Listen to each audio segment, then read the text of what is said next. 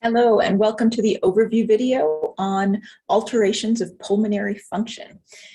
In this video, we'll be covering the first 5 pages of the class notes, the lecture notes. So the pulmonary system, we're talking about the lungs. And so we're going to do a brief overview of the anatomy. Roughly, we divide the respiratory system into upper and lower parts. The upper part includes the sinuses, the nasal cavities, the throat or the pharynx. When we have infections, we generally think of them as being upper respiratory infections. That's just a head cold, sometimes we call that. But of course, if infections go on, the microorganisms can drip down into the lower respiratory tract and kind of take hold in the trachea, the bronchi, and then as the bronchi continue splitting and become bronchioles, eventually leading to kind of the business part of the lungs where the gas exchange actually happens. Those are the alveoli, singular is alveolus. And these alveoli look like kind of clusters of grapes, and they're all surrounded by this very rich capillary bed. And all that capillary bed is there to supply blood so that we can do gas exchange.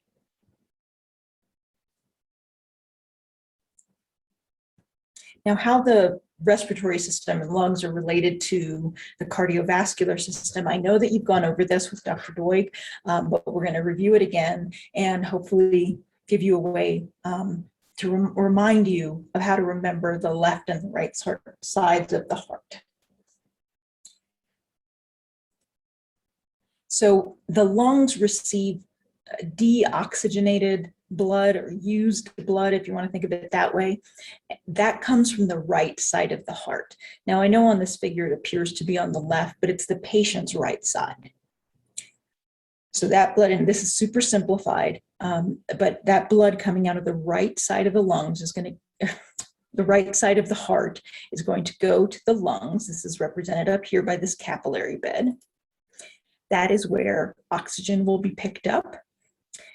That oxygenated blood will be returned to the left side of the heart, and that blood will get pumped out to the rest of the body. The tissues down here represent all the tissues of the body, up in the head, down in the legs, all those tissues. This is referred to as the systemic circulation.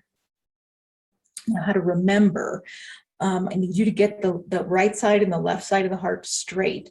And I've told people before, I learned this 100 times and I forgot it 99 times. So I'm going to give you the way that I finally was able to hold on to this information, and hopefully it'll help you as well. So the blood that exits the right side of the heart is just going out to the lungs, and it's going to be right back. And I know I wrote it here, blood exiting the right side of the heart will be right back. I'm just going to the lungs. And the way that I finally came up to remember this was when my kid was a toddler, this child would follow us everywhere. We couldn't go anywhere without this kid following us. And so we would say, I'm coming right back. I'll be right back. I'm just going to go to the bathroom and I'll be right back. And then when she got a little older, she became a little more mobile. And then she started doing the same thing. And she would say in a super cute voice, I'll be right back. I'm just going to my room. I'll be right back. And so this is how I picture the right side of the heart. Say, I'll be right back. Just going out to the lungs. And the right side of the heart is the thinner walled side of the heart. And the reason it can be thin walled is because it doesn't have to push really hard. It's just pushing the blood out to the sides, and then that blood's going to be right back. And so that's another way to remember. It's that right side. It's going to be right back. And it doesn't have to push very hard because it's just going out to here and then back. Then the blood that has left the thorax, that has gone to the head or has gone to the legs, that's the blood that came from the left side of the heart. So blood exiting the left side is the blood that has left the thorax.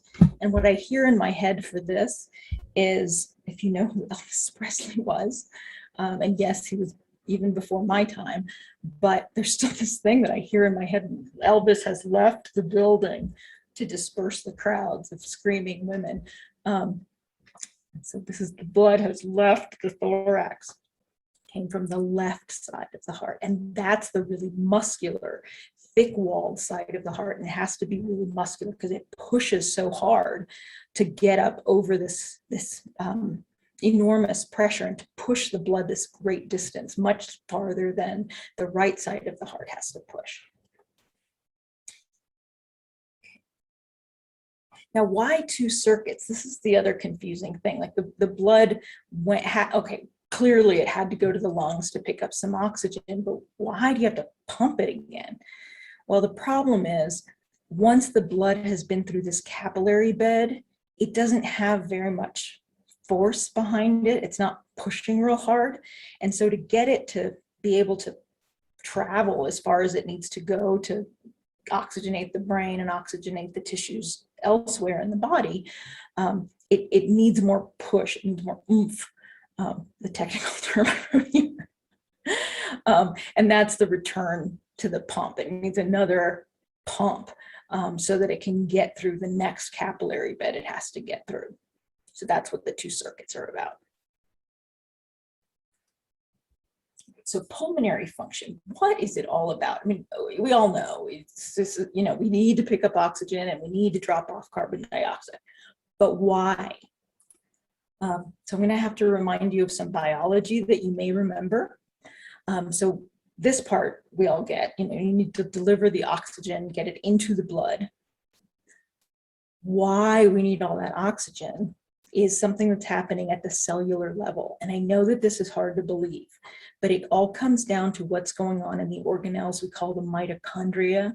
Those are the so-called powerhouse of the cell. They're the ones that do the conversion of energy forms.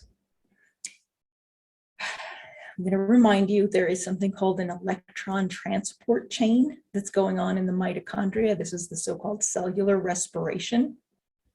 That is what we need the oxygen for. And it's not like when we say cellular respiration, you know, the heart, the cells don't have little lungs, they're inflating and whatnot. Cellular respiration refers to this process of breaking down molecules of fuel so that we can convert them, convert the energy to a form that we can use in the cells. And that form of energy is ATP. And the way we do this conversion is at the end of that long electron transport chain, we have to get rid of those high energy electrons. They've lost energy along the way and they're waste, so we just need to get them out of the body. And the way we do that is by putting those electrons onto the oxygen. That's what the oxygen is for. So we give it a couple of electrons and some protons and release it as water. And that water just goes into the plasma and then eventually can get released as urine. Amazing. Okay, so that's what that oxygen is for. Where did the carbon dioxide come from? Carbon dioxide is also related to this cellular respiration. It's from the breakdown of the food, of those fuel molecules, the carbohydrates, the proteins, the lipids, or fats that we use as fuel. We break those organic molecules, organic meaning that they contain carbon. It's a combination of carbon, hydrogen, and oxygen for the most part, and the protons get taken off. But what we're left as a waste product is carbon dioxide. And that's the stuff that needs to exit the body. And I know, again, I know it's hard to believe, but the carbon dioxide that we are breathing out right now, that carbon earlier in the day was part of molecules that we consumed. I don't know what you had for breakfast, but you know, I had some eggs, may have had some Cheerios, whatever it is, that fuel, that's where the carbon dioxide is coming from. So that carbon dioxide gets released from breaking down these fuel molecules in our tissues, that gets picked up in the blood and transported to the lungs, and that's the carbon dioxide that gets breathed out to be released as waste. Fantastic. So when we talk about pulmonary function, there are really just three factors that we need to keep track of. There's ventilation, which is getting air in and out of the alveoli. There's perfusion, that's getting blood through the capillaries from the heart to the lungs. And the third factor is gas exchange. And clearly that's the two gases that we were talking about. We have to move oxygen from the air that we just breathed in and dissolve that into the blood, and the carbon dioxide, that waste product from cellular respiration, we need to get that out from the blood back into the air so we can breathe it out. If we have problems with any of these three factors or more than one of these factors, that can lead to insufficient oxygen in the blood. That's known as hypoxemia. The big problem with hypoxemia, of course, is if we don't have oxygen, that means we don't have anybody to accept the electrons at the end of the electron transport chain. And the electron transport chain fills with electrons and you can't get rid of them. So the whole thing kind of grinds to a halt. So you can't make a bunch of ATP. If you can't make the ATP, then you can't pay for the sodium potassium pump. You can't pay for all of the processes that Dr. Doig talked about earlier in the semester when she talked about the damage that can happen from hypoxemia. And then the other problem, that's the oxygen problem. And then the other problem is a buildup of the carbon dioxide. We have too much carbon dioxide in the blood. And I'll explain in a moment, this results in a change in the acidity of the blood. The blood becomes more acidic as we build up carbon dioxide. And it's not immediately obvious why that happens, but I'll show you. Let me make sure that we are all on the same page. We are manifestations of pulmonary disease. We are about halfway down on page 2. All right, so going into hypoxemia in a little more detail. As we've said, any of those three factors can be affected. We can have decreased alveolar ventilation. For example, somebody could be slowing down their breathing. Maybe they've OD'd on narcotics, or they're choking, or some other limitation in the airflow in and out. There can be decreased gas exchange. This can happen, say, with an increase in edema in the lungs. Or we can have decreased alveolar perfusion, a limitation in the blood supply here. And this could happen due to a blood clot. How are we going to assess hypoxemia? There are a couple of ways. Fortunately, there is this technique called pulse oximetry. We've probably all experienced it, having this little machine put on the end of our fingers. It's a non-invasive measure of oxygen saturation. It's based on the fact that hemoglobin actually changes color. The more oxygenated it gets, the brighter red it is. And I kid you not, there's a little light here that gets shined on one side of the finger, and then on the other side there's a sensor, and it's detecting the color of the light that's coming through. So what wavelength exactly is that light?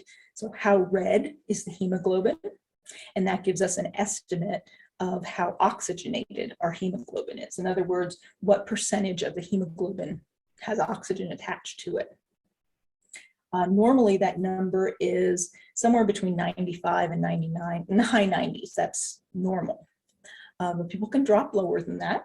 And if they drop lower, it's an indication that we've got a problem with one of those three factors, either ventilation, perfusion, or gas exchange. Let's see, what does it stand for? S is for saturation of oxygen, P for pulse oximetry, and O2, of course, is oxygen. And so we expect a low SpO2 for somebody who's having a difficulty with the pulmonary system. If they drop, let's see how much I want to go into here. If they're dropping into the 80s, there's getting to be a serious problem. If they're into the 70s, they need some supplemental oxygen. Now, if we're very concerned and we need a better estimate of their oxygen level, there is a more invasive test that can be done. This is done with an arterial blood sample. So the blood's being taken not from the typical kind of vein that we do any other normal or typical blood tests. We need arterial blood, so blood that had just come back from the lungs, went to the heart, got pumped again out of the left side. It hasn't dropped off its oxygen to the tissues yet. That's what we want to know. What is the oxygen in that blood? And so arterial blood gas is the test. ABG is how it's abbreviated. And we expect a low PaO2. The P stands for the partial pressure of oxygen, A for arterial blood. This is done by a specially trained phlebotomist. If you need a one-time sample, the phlebotomist can just go in directly to the radial artery and take a sample. If it's somebody who's critically ill and sampling is going to have to happen repeatedly, the specially trained technician can place a line that stays more permanently, and ICU nurses can draw samples from that line. There's a much bigger risk of bleeding when you go into somebody's artery, and it's much more painful for the patient. So this is not something that we do lightly. The other signs of hypoxemia that we can assess as nurses. Remember that I said the hemoglobin gets brighter red the more oxygenated it is. Well, it doesn't turn blue exactly, but it's a duskier shade of red. And so through the skin, that looks kind of bluish or kind of grayish. And so if we see in the periphery, if you can see it in the fingers, this could be caused by poor circulation going out to the hands and the feet. And you always want to look at an area where the patient's melanin is not going to get in the way of your ability to see this. So look at nail beds rather than just depending on the color of the skin. If the person is having a severe problem with ventilation problem or a perfusion problem in the lungs, and have severe hypoxemia, we'll see central cyanosis. You can see in this patient, the lips look kind of bluish, and even the tip of the nose is looking a little duskier, a little bit gray. But let's rely as much as we can on areas that are not going to be covered up by the melanin that some of us have in our skin. So take a look in the mucous membranes. Okay. So we said that there were two problems that could result. So you have not enough oxygen, or the other problem is having too much carbon dioxide. And actually both of those things often happen at the same time. That other problem, the complementary problem, having too much carbon dioxide, that's known as hypercapnia. And it's caused by exactly the same things that cause the hypoxemia: decreased ventilation, decreased gas exchange, and or decreased alveolar perfusion. And since it has the same causes as hypoxemia, it's usually seen with hypoxemia. Now, here's the problem.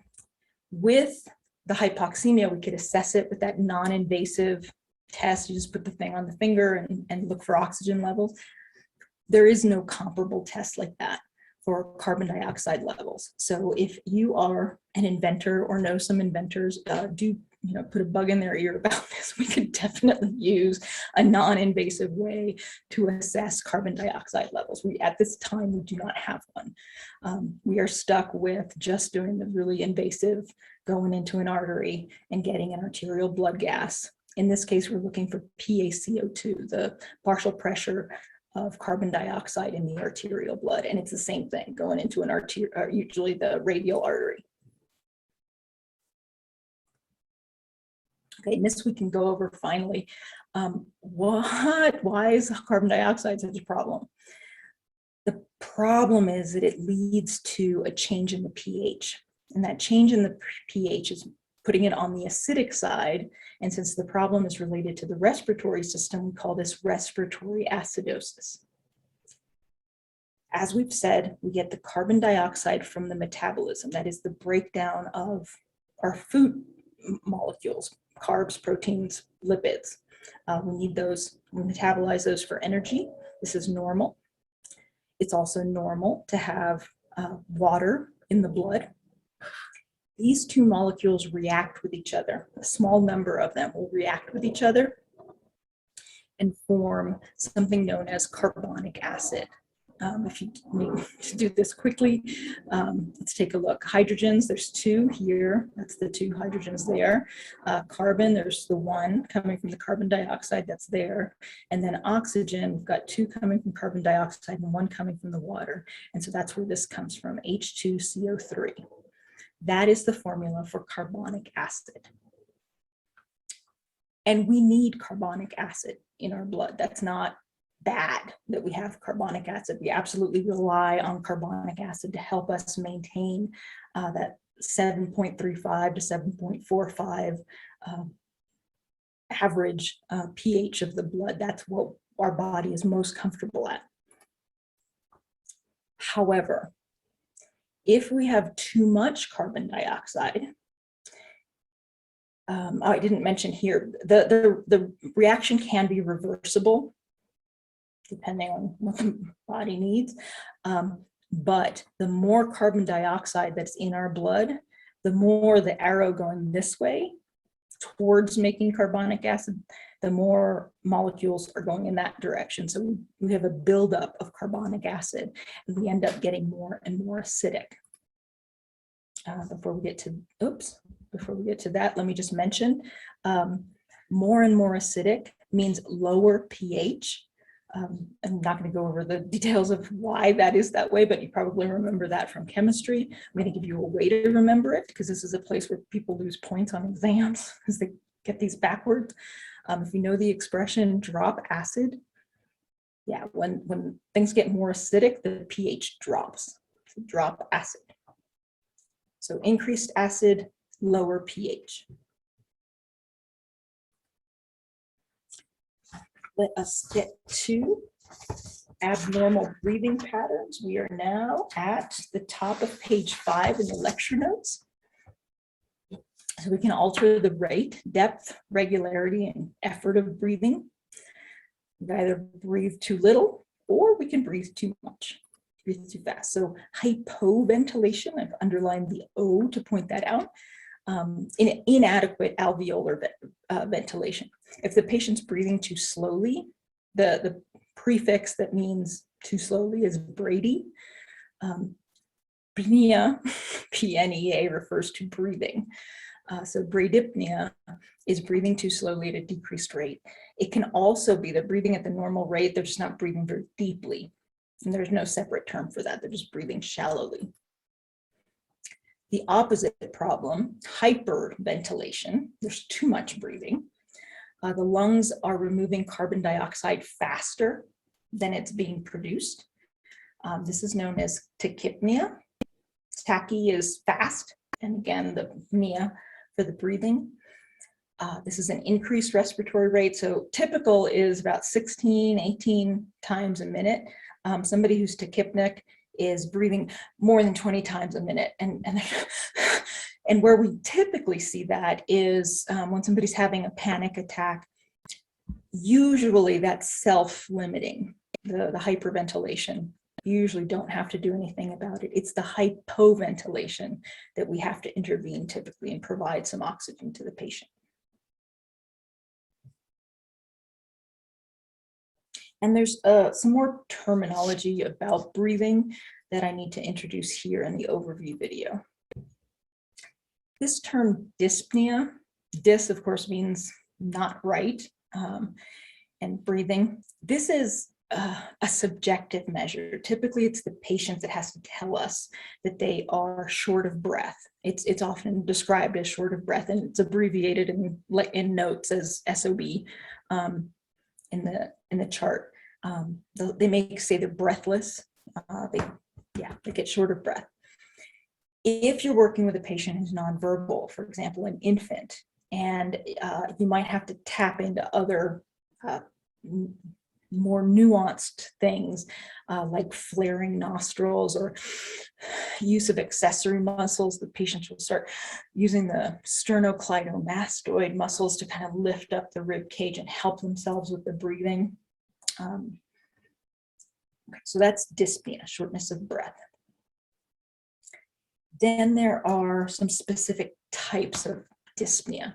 So the patient at rest may be fine, but they may describe shortness of breath when they walk somewhere or when they go up a flight of stairs.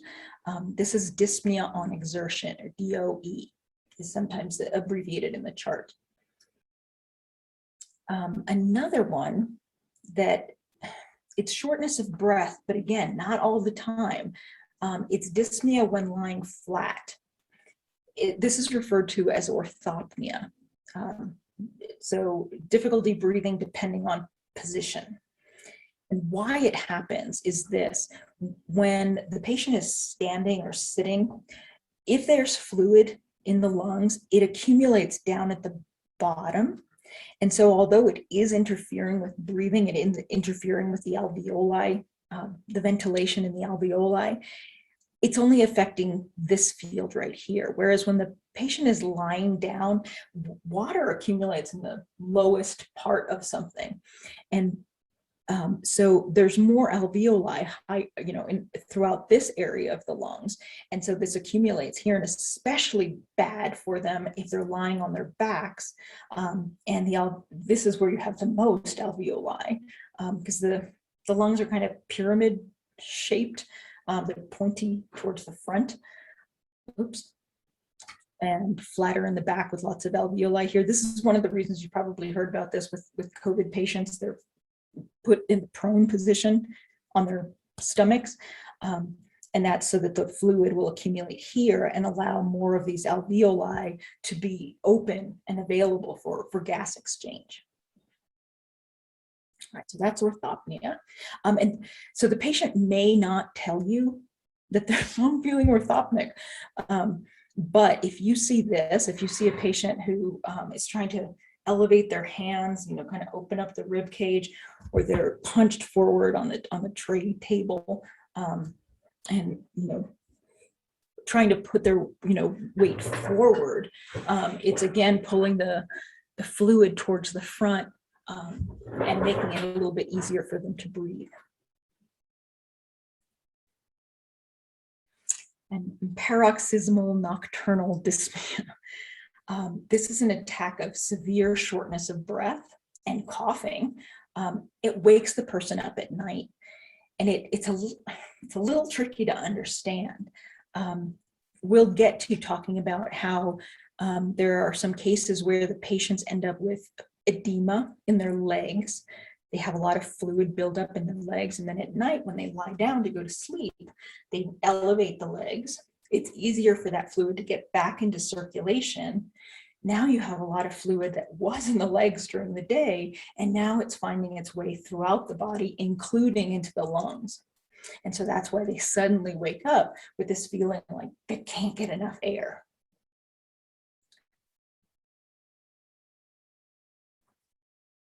And then the final topic is hemoptysis. Hemo referring to blood, and the PTYSIS, coughing up something. So this is blood coming up in the sputum. You know that there's a great blood supply to the lungs, but that blood is supposed to stay in the capillaries surrounding all those alveoli. When there is an infection and we have inflammation, some of those tissues kind of break. There's damage to the tissues, and some of that blood escapes out of those capillaries and gets into the alveoli, and then ultimately back into the bronchi, and then ultimately out through the trachea, and the patients can cough up blood or bloody secretions. And again, that is known as hemoptysis. And that covers the things that I need to cover with you right now. In class, we'll do some questions first, reviewing that information that we just went over. And then I'm going to give you some bonus pulmonary anatomy. I'm not going to introduce it here because I want you to hear it right before we start talking about the problems that arise that are related to this, a little bit more information about pulmonary anatomy. So see you in class.